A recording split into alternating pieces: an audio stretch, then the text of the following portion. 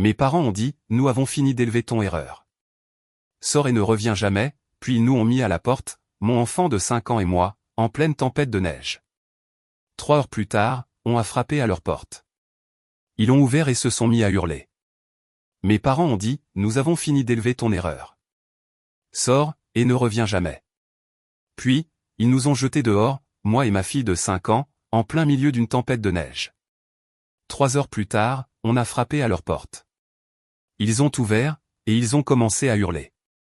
Si vous vous demandez comment du jus d'orange s'est transformé en sans-abrisme, moi aussi. Il était 22h45, ce genre d'heure tardive où la maison est endormie, calme, et où la neige, dehors, tombait de travers avec cette agressivité, comme si elle avait une vendetta personnelle contre nous. Ma fille, Zoé, n'arrivait pas à dormir. Pas le genre mignon bambin qui ne dort pas. Elle avait 5 ans. Elle avait des opinions, maintenant. Elle avait des questions. Elle possédait la gamme émotionnelle d'un minuscule PDG, qui vient juste de découvrir une trahison au sein de son entreprise. Je n'aime pas le vent, a-t-elle chuchoté, les yeux brillants dans l'obscurité. C'est juste la météo, ai-je chuchoté en retour. Comme si c'était réconfortant, comme si la météo écoutait la logique.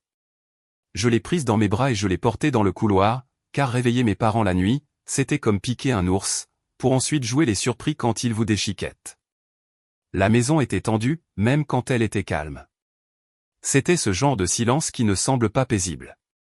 On avait l'impression que tout le monde retenait son souffle, attendant que quelqu'un, moi en l'occurrence, fasse une bêtise. J'essayais d'être prudente.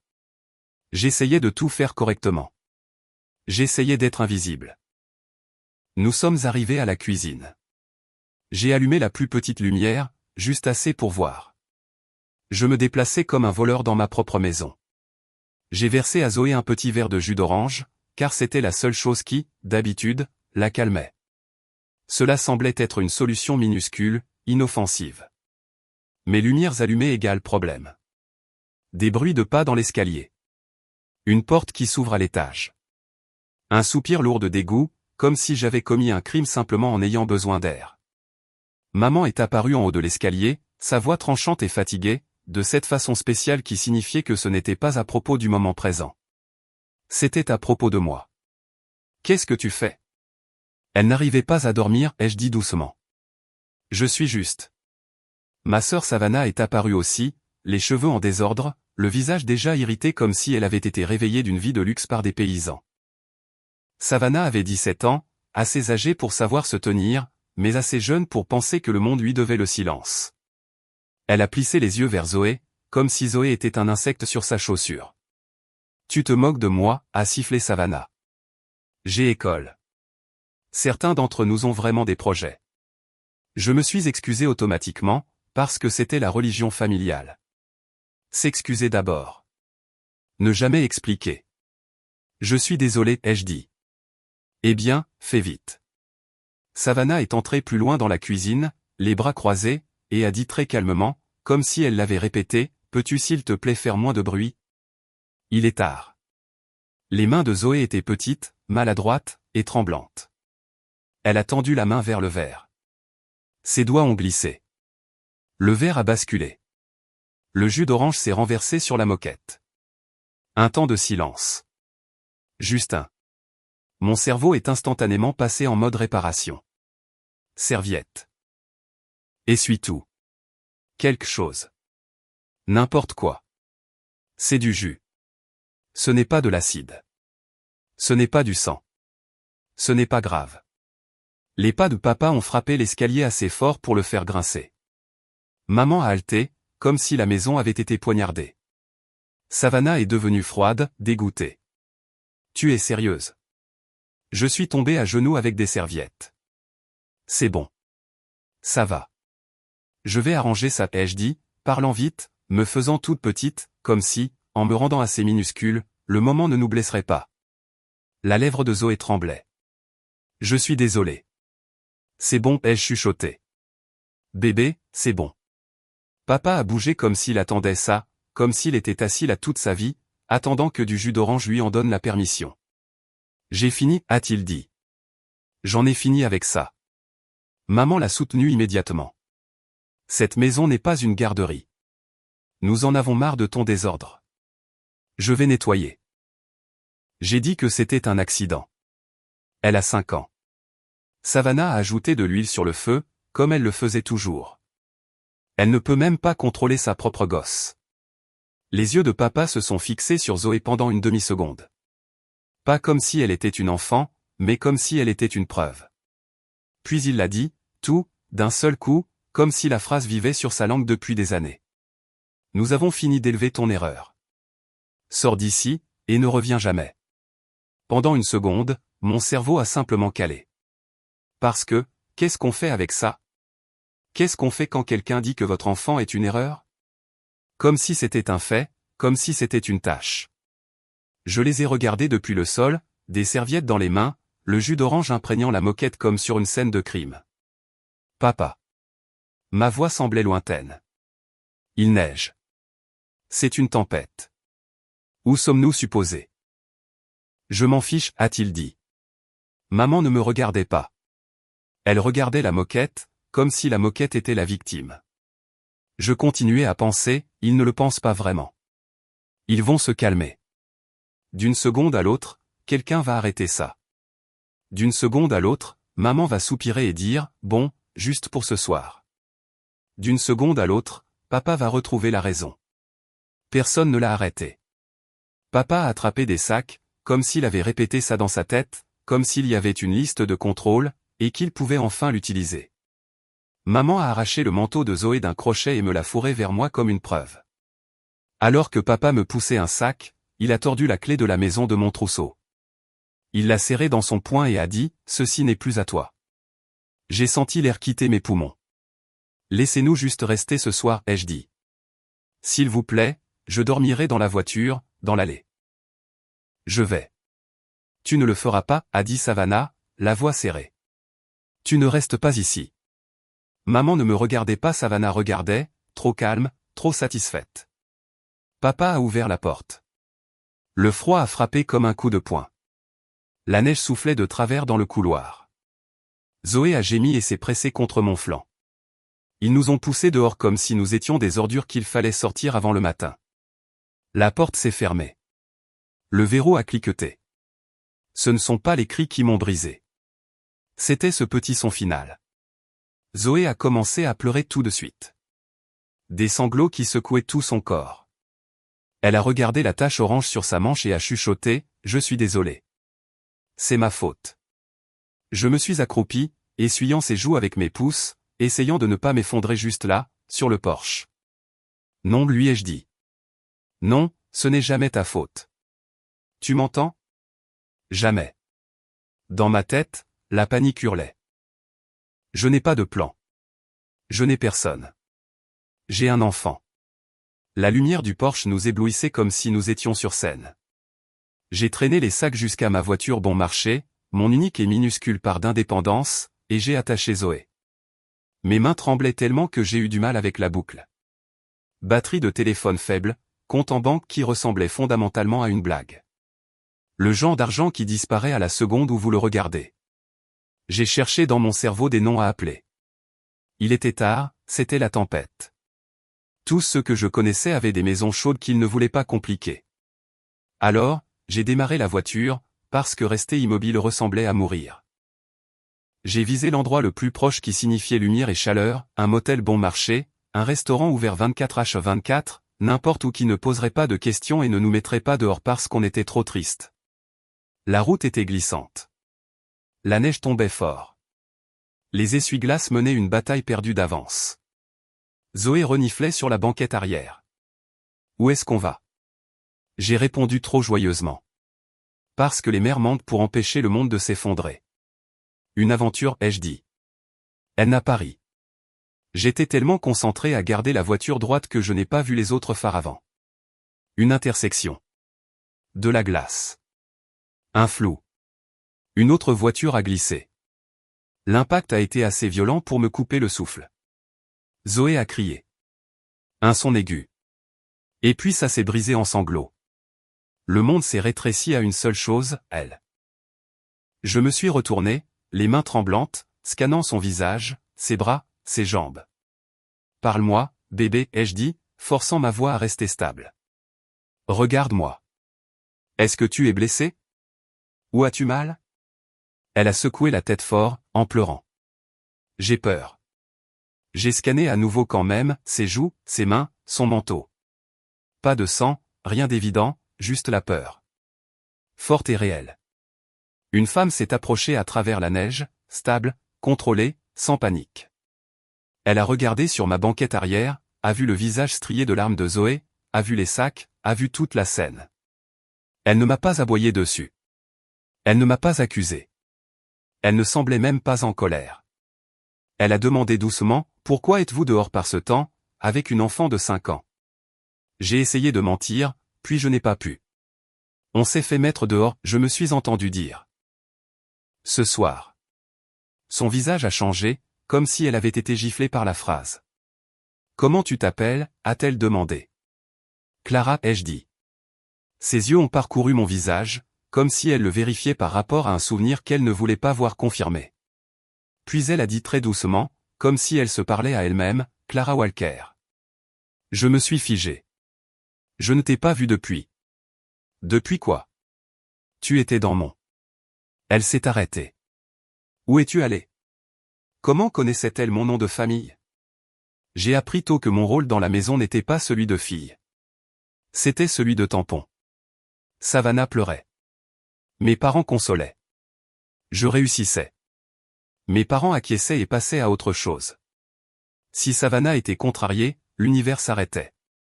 Si j'étais contrarié, on me disait d'être mature. J'ai appris à rétrécir, parce que prendre de la place me coûtait toujours quelque chose. Je ne savais pas pourquoi ils avaient besoin d'un méchant dans la famille, jusqu'à l'année où je suis tombée enceinte.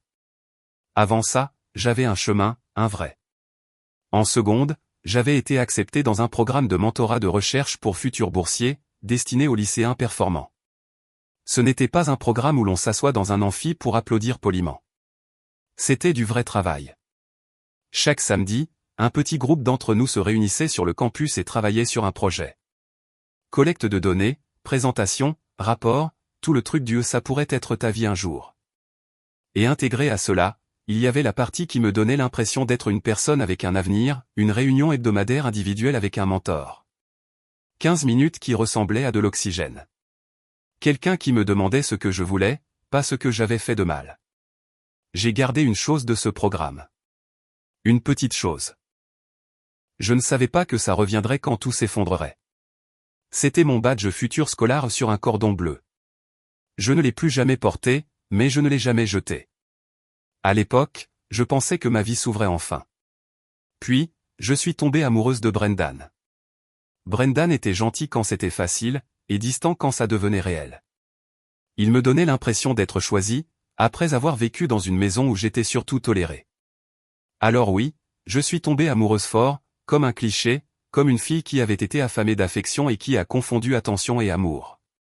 Quand j'ai découvert que j'étais enceinte, ma première pensée n'a pas été la peur. C'était, je peux encore faire ça. Je peux encore finir l'école, encore faire le programme, encore être moi. J'avais 15 ans à l'époque. Brendan en avait 17. Il a promis qu'il serait là, puis a arrêté de répondre. Plus tard, j'ai découvert qu'il était parti pour l'université en Europe. Je n'ai pas eu beaucoup de nouvelles de lui depuis. Je pensais que le plus dur serait de le dire à mes parents.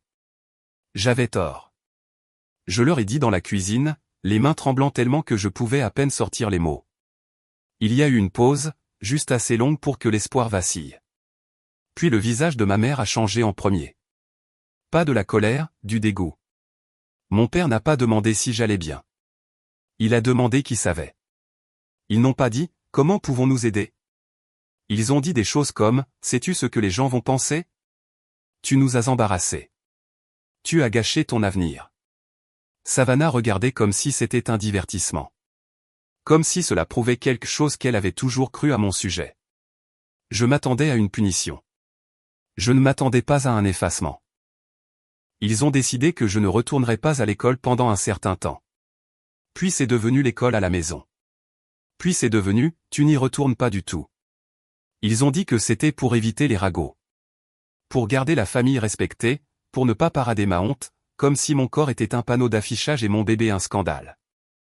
Ils m'ont poussé à abandonner le programme de mentorat immédiatement. Plus de samedis, plus de réunions, plus d'avenir. J'ai essayé de me battre. J'ai essayé de négocier. J'ai essayé, laissez-moi juste finir le semestre. Mon père a dit quelque chose comme, si tu n'as pas été assez intelligente pour éviter de tomber enceinte, tu n'es pas assez intelligente pour l'université. Et c'était tout. Le programme a continué sans moi. J'ai arrêté de me présenter. J'ai arrêté de répondre aux appels. Le pire, c'est que je n'ai même pas pu dire au revoir. Zoé est née, et je l'aimais si férocement que ça me faisait peur. Mais dans cette maison, l'amour ne vous protégeait pas. Il leur donnait juste une autre cible. Mes parents traitaient Zoé comme du bruit, du désordre, un inconvénient. Jamais totalement cruel en public, toujours cruel en privé. Savannah a eu une vie d'ado normale. Soirée pyjama, école, amis. J'ai eu l'épuisement, et les rappels que je devais une dette à mes parents pour m'avoir laissé rester. J'ai promis à ma fille qu'elle n'était jamais une erreur. Et puis, 5 ans plus tard, elle a renversé du jus d'orange. De retour dans la voiture, ma bouche était encore ouverte sur une question que je ne pouvais pas poser. La voix de Zoé est venue, toute petite, derrière moi. Maman, est-ce qu'on rentre à la maison? Mes mains se sont verrouillées sur le volant comme si ça pouvait arranger les choses. On va quelque part au chaud, ai-je dit. Parce que c'est ce qu'on dit quand on n'a pas de maison et que son enfant a 5 ans. À l'extérieur de ma fenêtre, la femme ne semblait pas en colère. Elle avait l'air alerte, comme si elle scannait déjà la prochaine chose qui pourrait mal tourner. Elle s'est penchée juste assez pour que Zoé puisse voir son visage. Puis ses yeux ont parcouru Zoé, ceinture de sécurité, joues, mains. Rapide, vérifiant, sans s'attarder, et elle m'a regardé. Est-ce qu'elle est blessée? Non, ai-je dit trop vite. Je ne pense pas. Elle a juste peur. Zoé a émis un petit son brisé qui l'a confirmé.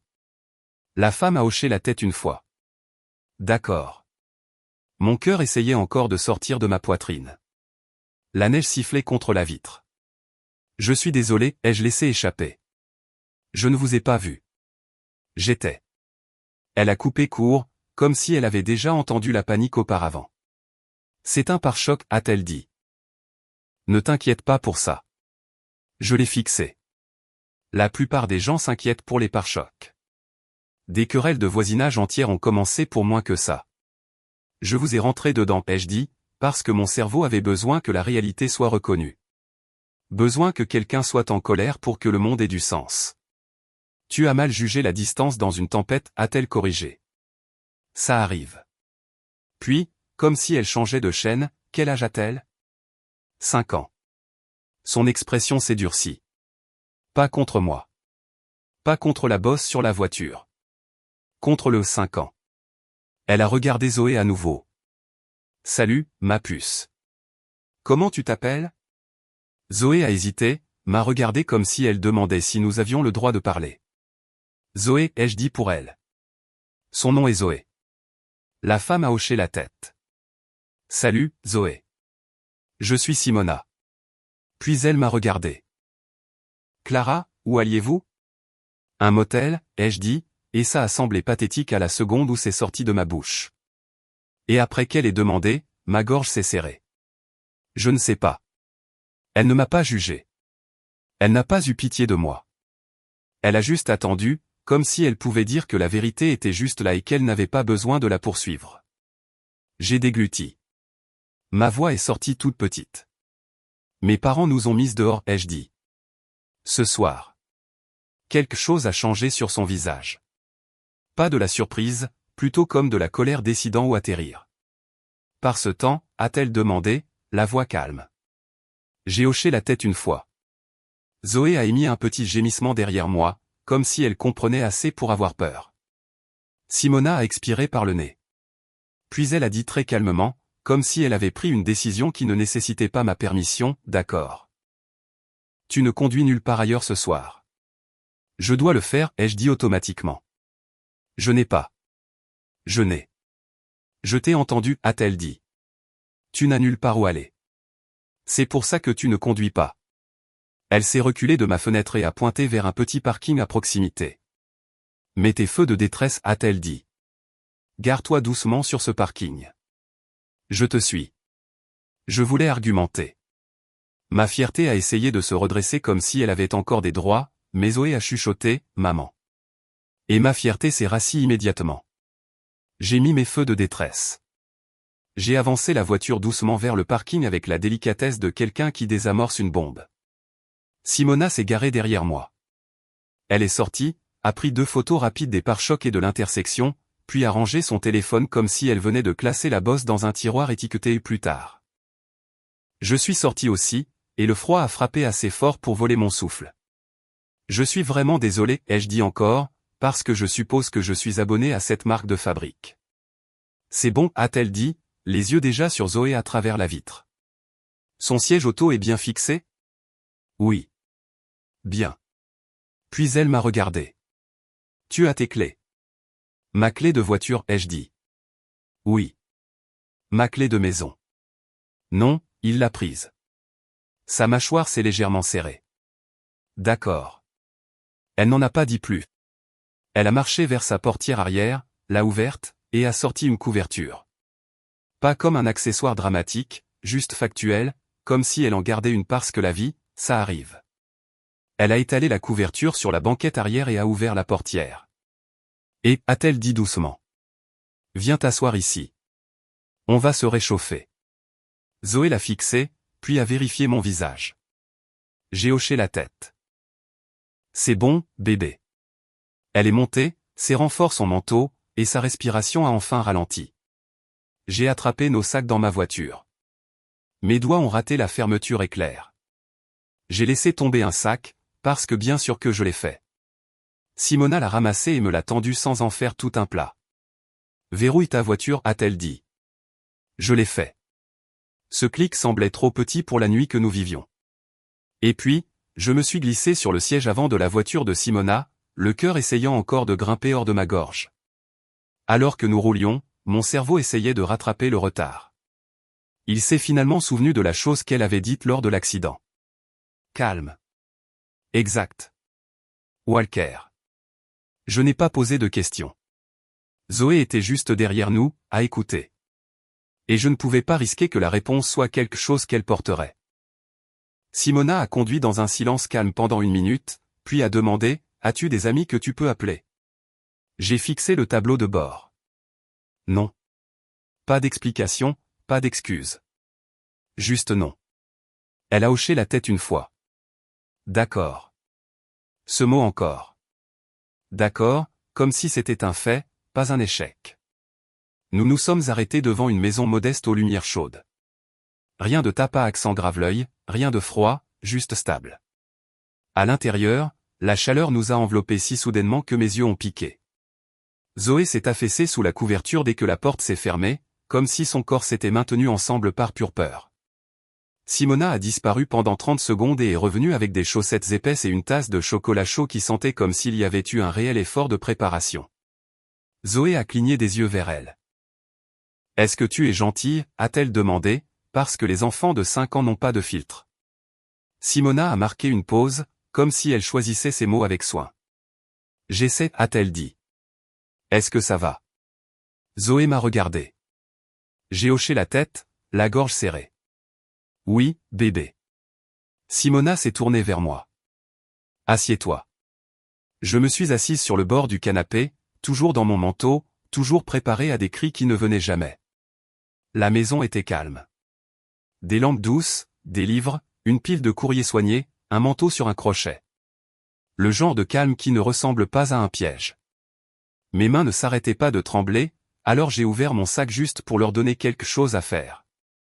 Et le cordon bleu futur scolaire a dépassé. Mon visage est devenu brûlant.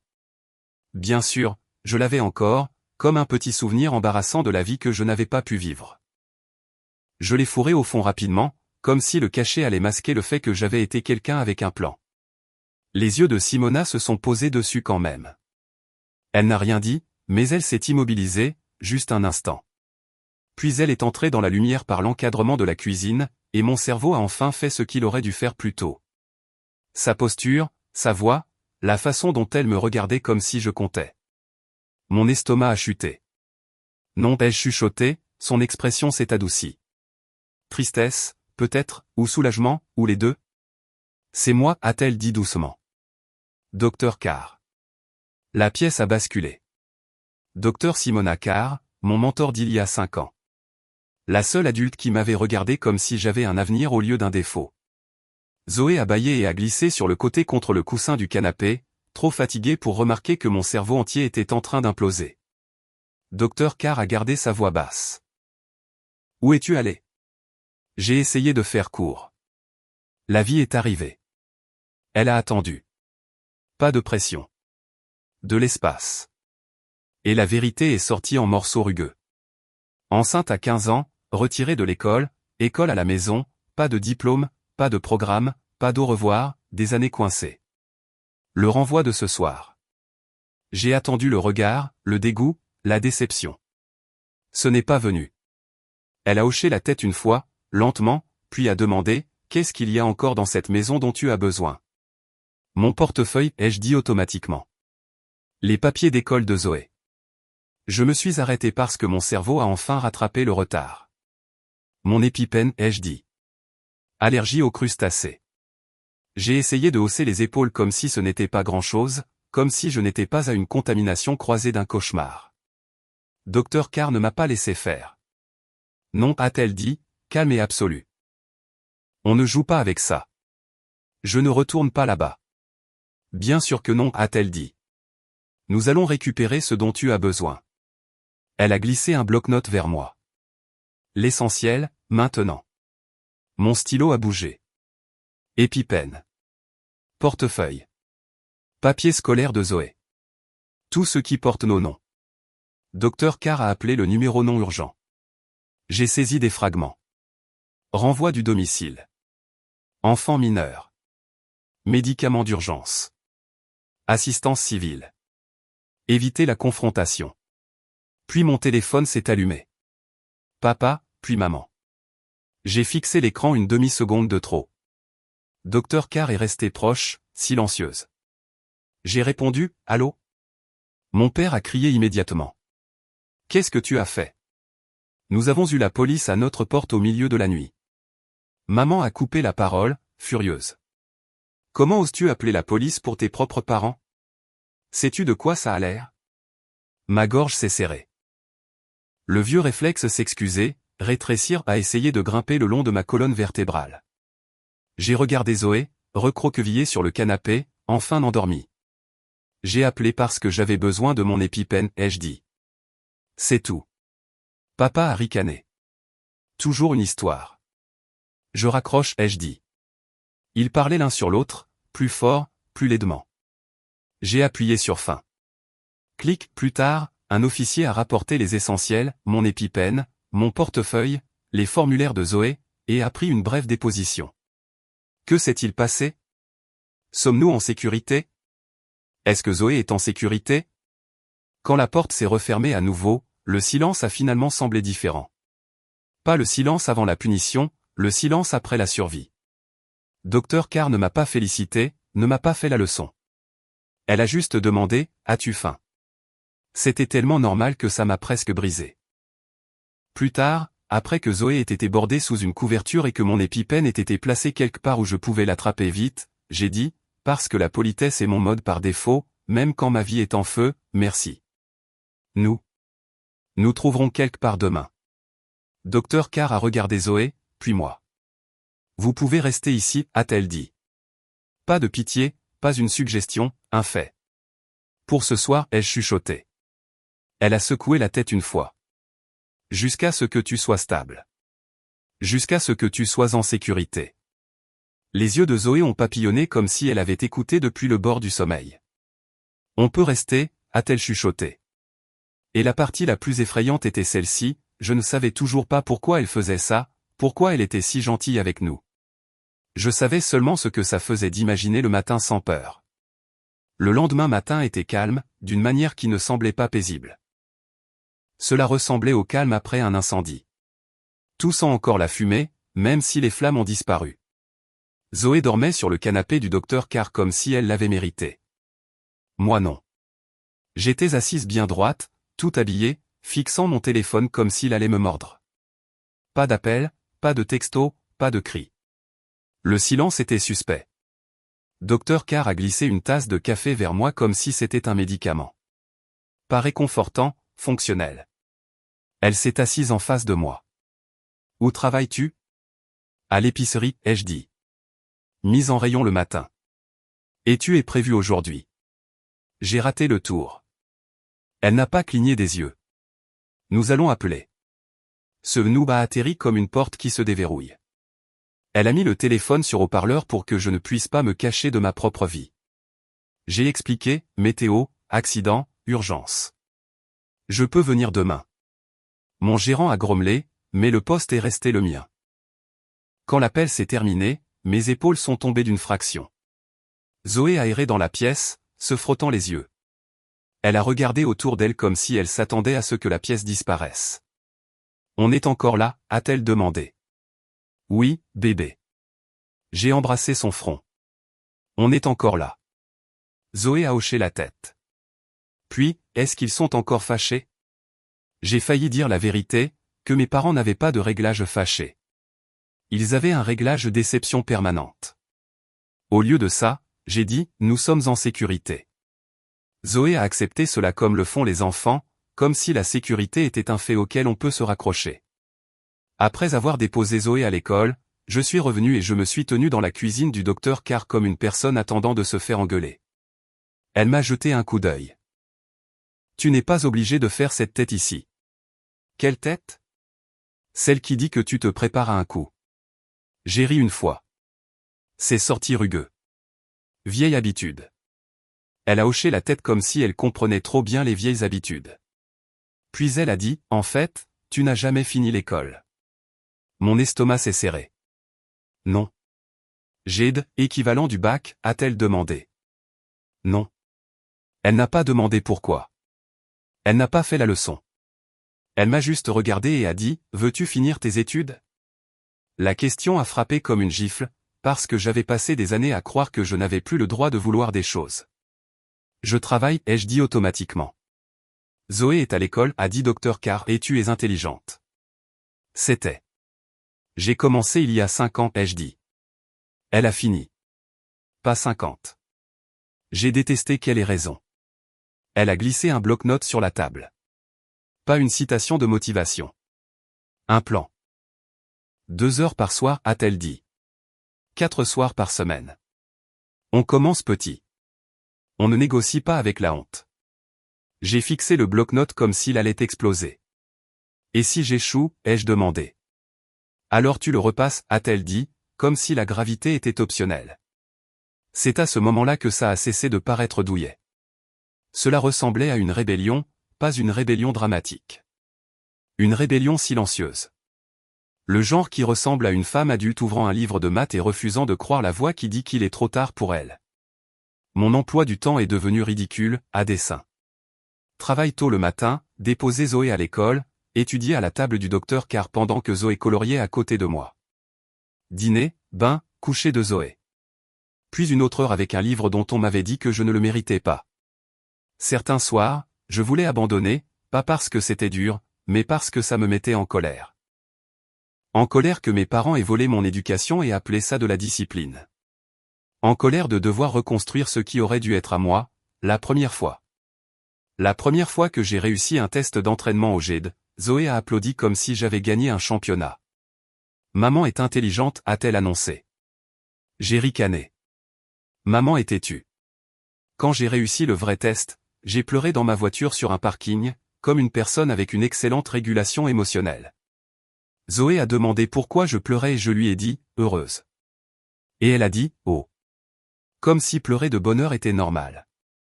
Ensuite, l'université communautaire, parce que les frais de scolarité se fichent des histoires inspirantes. J'ai gardé mon travail. J'ai pris des cours quand je pouvais. J'ai appris à vivre dans l'espace entre pas assez de temps et fait-le quand même. Dr Carr ne m'a pas sauvé avec des discours. Elle s'est présentée avec de la logistique. Un trajet quand ma voiture ne démarrait pas. Du babysitting quand Zoé tombait malade et que j'avais un examen. Un email calme quand un professeur agissait comme si les aménagements étaient un échec moral. Je ne suis pas devenu intrépide. Je suis devenu entraîné. Puis j'ai été transféré à l'université d'État. Marcher sur le campus donnait l'impression d'entrer dans une chronologie alternative, une où je n'avais pas été effacé. Et là, un jour de semaine quelconque, j'ai vu le bâtiment où les futurs scolaires avaient l'habitude de se réunir. Mon estomac s'est retourné si fort qu'on aurait dit que le passé avait des mains. Dr Carr n'a rien dit.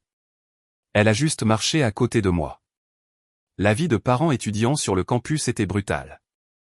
Tout le monde agissait comme si vous pouviez être un étudiant parfait si vous gériez simplement votre temps. Comme si la gestion du temps incluait la matérialisation de garde d'enfants à partir de rien. J'ai rencontré d'autres mamans étudiantes, en panique silencieuse. Toujours à s'excuser, toujours à une urgence près d'abandonner. Alors, j'ai commencé à aider. Petit au début, un groupe de discussion, des notes partagées, des échanges de babysitting, une liste de « qui peux-tu appeler à minuit ?» Dr Carr a regardé cela grandir et, un soir, a glissé une enveloppe sur sa table. Opportunité de financement, a-t-elle dit. Écrit une proposition. J'ai fixé l'enveloppe. Je ne suis pas qualifié. Elle a haussé un sourcil. Tu le vis. C'est plus qualifié que la plupart. Alors, je l'ai écrite. Nous avons obtenu la subvention. Puis une autre. La première fois qu'une maman m'a dit ça m'a permis de rester inscrite, je suis allé aux toilettes et j'ai pleuré pendant exactement 30 secondes parce que j'avais encore un quart de travail à faire. Quelque part dans cette année-là, la gentillesse du Dr Carr a commencé à ressembler moins à de la charité et plus à un choix. Les dessins de Zoé sont apparus sur son frigo. Les collations que Zoé aimait étaient toujours dans le garde-manger. Une petite brosse à dents dans la salle de bain de l'étage, qui n'était pas là au début. Un soir, Zoé s'est endormie sur le canapé avec ses devoirs sur les genoux. Dr Carr l'a couverte d'une couverture et est restée là un instant trop long. La question m'a échappé avant que je puisse l'avaler. Pourquoi faites-vous cela? Dr Carr ne m'a pas regardé tout de suite. Elle a regardé Zoé respirer. Je pensais que j'avais le temps, a-t-elle dit doucement. J'ai attendu. Je n'arrêtais pas de repousser la partie famille, a-t-elle ajouté. Carrière, titularisation. Plus tard. Et plus tard ne s'est pas présenté. Sa voix est restée contrôlée. Sa main, non. Cette maison a été calme pendant longtemps, a-t-elle dit. Je ne savais pas quoi faire de cette honnêteté, alors j'ai rendu la chose un peu plus légère. Alors, nous sommes votre petite invasion bruyante. Sa bouche a tressailli. Quelque chose comme ça. Puis elle m'a regardé et a dit la partie que je n'oublierai jamais. Je t'ai choisi, non pas parce que j'avais besoin d'un projet, mais parce qu'aucun enfant ne devrait grandir en croyant qu'il est une erreur. Ma gorge s'est fermée. J'ai hoché la tête, parce que je ne savais toujours pas comment accepter quelque chose de bien sans m'en excuser. Au moment de la remise des diplômes, Zoé avait 10 ans, assez âgée pour se souvenir de la tempête comme d'une cicatrice. Et Savannah obtenait son diplôme aussi. Même université, même cérémonie. Mes parents étaient là pour elle. Bien sûr qu'ils l'étaient. Je les ai vus avant qu'ils ne me voient, et j'ai senti quelque chose de vieux essayer de remonter. Un instinct de rétrécir. Il n'a pas gagné. La voix de l'annonceur a résonné dans l'auditorium. Veuillez accueillir notre oratrice étudiante et fondatrice de l'initiative de soutien aux parents étudiants, Clara Walker. Je suis entré dans la lumière. Savannah applaudissait. Puis ses mains se sont figées en l'air. 2 rangées derrière elle, le visage de ma mère s'est vidé de son sang si vite que cela semblait irréel. Mon père s'est penché en avant, fixant comme si ses yeux pouvaient défaire le temps. J'ai atteint le podium et ajusté le micro. Bonsoir, ai-je dit. Je suis Clara Walker. Je suis une diplômée, et je suis une maman. Zoé était assise près du premier rang avec Dr Carr, me regardant comme si elle me tenait stable. Quand Zoé avait 5 ans, ai-je dit, mes parents m'ont regardé et ont dit, nous avons fini d'élever ton erreur. Sors et ne reviens jamais. La salle est devenue silencieuse, d'un silence de mort. Les têtes se sont tournées, subtilement au début, puis plus nettement, vers la section où mes parents étaient assis, figés. Ma mère a couvert sa bouche. Les mains de mon père se sont serrées l'une contre l'autre jusqu'à ce que ses articulations deviennent blanches. Savannah a fixé ses genoux avec insistance, comme s'il pouvait l'engloutir. Ils ont pris ma clé de maison, ai-je continué, la voix égale. Ils m'ont poussé quelques sacs dans les bras. Ils ont fermé la porte alors qu'il neigeait à l'horizontale. Je n'avais pas besoin d'embellir. La vérité se suffisait à elle-même. Je me suis assise dans ma voiture avec une enfant qui me demandait si nous rentrions à la maison, ai-je dit, et j'ai dû répondre comme une mère. Même quand je me sentais moi-même comme une gamine effrayée. On pouvait sentir la salle changer. Les gens n'écoutaient plus poliment. Ils étaient là. Et cette même nuit, j'ai eu un accident de voiture mineur. J'ai dit que personne n'avait été blessé, mais je me souviens avoir pensé, bien sûr. Quelques rires gênés, parce que douleur plus timing est le cousin sombre de la comédie. La femme qui est sortie de l'autre voiture ne se souciait pas du pare-choc, ai-je dit. Elle m'a posé une seule question, où allez-vous? J'ai fait une pause. J'ai dit, je ne sais pas. Silence, lourd, réel. Elle nous a emmenés chez elle, ai-je dit. Elle nous a donné un foyer. Je me suis tourné vers le premier rang. Cette femme est le docteur Simona Carr. Les applaudissements ont éclaté rapidement. Docteur Carr ne s'est pas levé. Elle a juste hoché la tête une fois, les yeux brillants. C'est pour cela que cette initiative existe, ai-je dit. Parce qu'être intelligent ne compte pas si vous n'avez pas de garde d'enfant. L'ambition ne compte pas si un jour de maladie peut vous éjecter de l'école. Et personne ne devrait avoir à choisir entre nourrir son enfant et finir un diplôme. J'ai laissé ça atterrir. Si quelqu'un vous a déjà appelé une erreur, ai-je fini, la voix stable, ils avaient tort. Je me suis reculé du micro. Les applaudissements ont monté, plus fort maintenant, plus poli du tout. Ma mère pleurait ouvertement. Mon père fixait droit devant lui comme si le sol avait bougé. Savannah ne pouvait toujours pas lever les mains pour applaudir. Pour la première fois de ma vie, ils n'ont pas pu contrôler l'histoire. Après, ils m'ont trouvé. Bien sûr qu'ils l'ont fait. Des larmes. Des excuses. Le besoin soudain et désespéré de réécrire l'histoire en quelque chose de plus doux. Je n'ai pas élevé la voix. Je vous pardonne, leur ai-je dit, parce que je ne voulais pas de poison dans mon corps pour toujours. Mais je ne reviens pas. Ils ont essayé. La famille, c'est la famille. J'ai regardé Zoé, puis le docteur Carr. Non, ai-je dit doucement. La famille, c'est qui est présent. Et je suis parti. Pas en colère, pas triomphante, juste fini. Parce que ma vie n'était plus une punition. C'était la mienne. Tout le monde adore dire, mais ce sont tes parents. Jusqu'à ce qu'ils soient ceux qui se font jeter dehors dans une tempête de neige. Je leur ai pardonné. Je ne leur ai simplement pas redonné accès à ma vie. Reconnexion ou rupture totale, que choisiriez-vous? Commentez ci-dessous et abonnez-vous si vous voulez.